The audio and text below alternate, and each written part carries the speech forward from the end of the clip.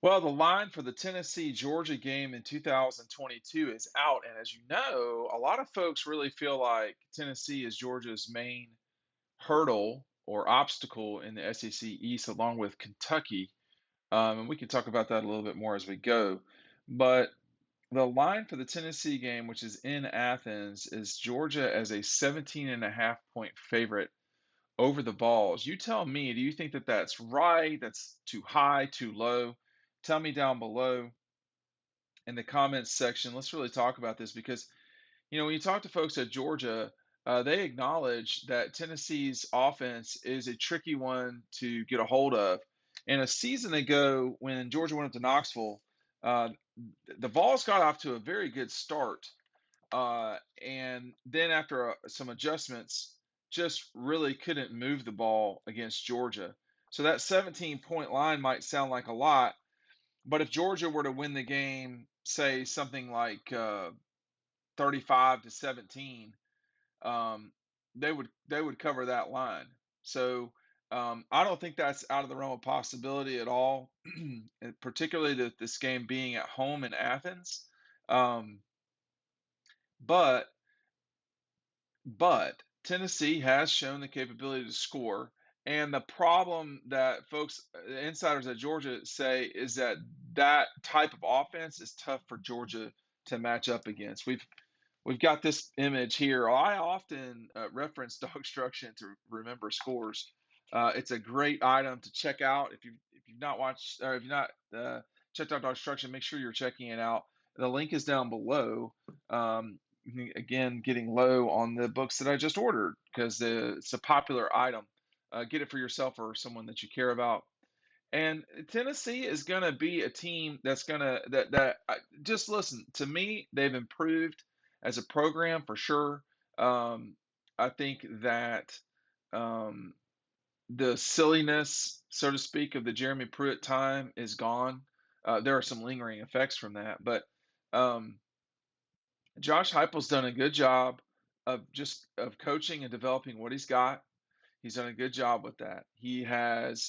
Um, he has taken Tennessee to a more stable footing. Um, but I will say, after rewatching Georgia Tennessee from a year ago, well, from however many months ago in 21, I do think Tennessee's got a ways to go to catch Georgia. Can they beat them in a one-game scenario? Yeah, I mean, I guess so, but probably won't. 17.5 is a big line, but that is one game that I'm pretty comfortable Georgia will be in good position for.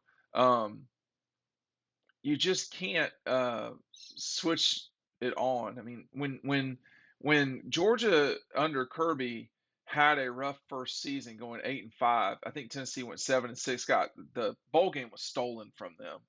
Um, they were not recruiting at the level that Georgia has over the last 2 years. So, for instance, do they have a Jake Fromm coming in? Do they have an Andrew Thomas coming in? Do they have a DeAndre Swift coming in that can come in and start at those three critical positions? Obviously, they don't at quarterback because Hooker is going to be their starter, and he's a good player. He's inaccurate with the football at times, and that's the problem with him.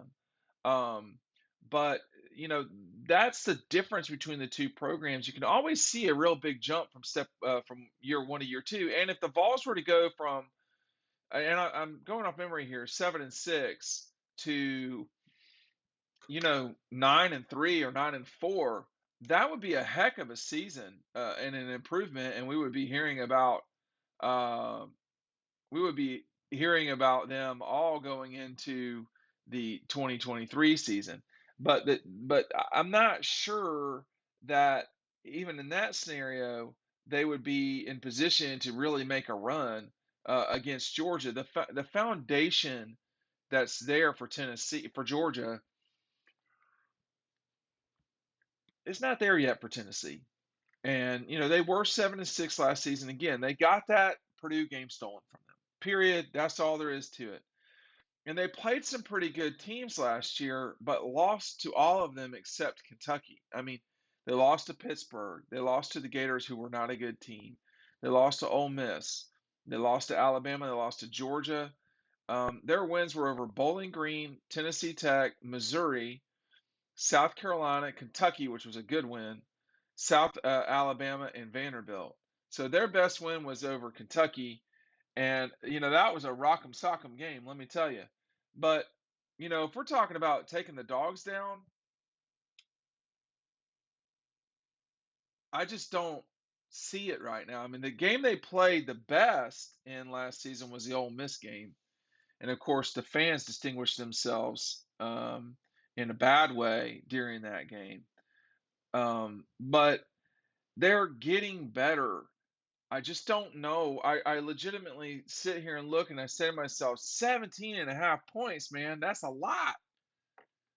But the truth is that I just don't know that the Vols will have the capability to really stick with Georgia in a four quarter contest. That's the thing. If the game were only about 30 minutes or 25, yeah, I think they totally could stick with Georgia in that period of time. They proved that a season ago. Can they do it though?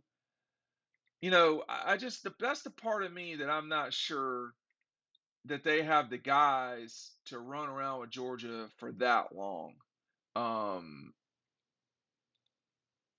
I just don't think so, y'all. And before I watched the game, um, from a season ago, I remember that Tennessee game being really tight, and it was for about 25 minutes.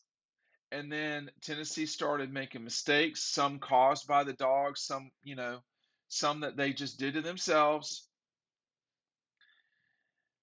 It wasn't good enough. And if you're going to beat Georgia, if you're going to beat a really good team, you're going to have to play solidly for 60 minutes, 50. Well, and to beat Georgia, you're going to have to play solid for 60 minutes.